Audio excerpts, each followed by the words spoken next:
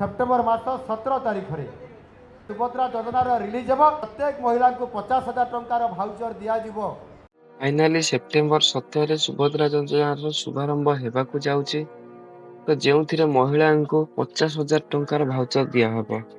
से दिन प्रधानमंत्री नरेंद्र मोदी जन्मदिन थिबारु ओडिशा आसी योजनार शुभारंभ करिवे।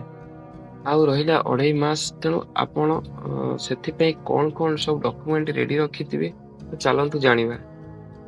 देखो जानी रखु जे ऑफिशियली कौन सी गाइडलाइन आसी ना कौन कौन डॉक्यूमेंट सब दरकार हे बोली कहीं सेप्टेम्बर 17 ता जना पड़िबो। वेबसाइट भी आसीनी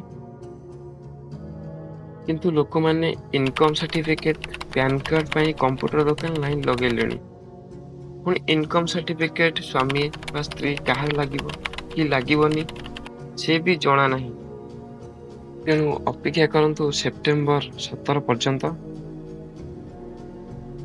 ता पूर्व जानी रखु जे आपणकर बयस सीमा 23 रु 59 हेबा दरकार।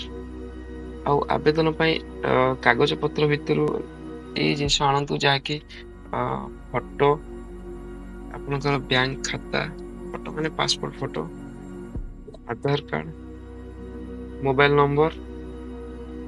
जदि राशन एपर्यंत मागी ना राशन लगे कि न लगे आमे भी जानिनु। राशन भी रखी थांतु। आउ आपन जदि पैन कार्ड अच्छी रखी थांतु। सेमती किसी मैंडेटरी ना जे पैन कार्ड एटी दरकार हेबो बोली।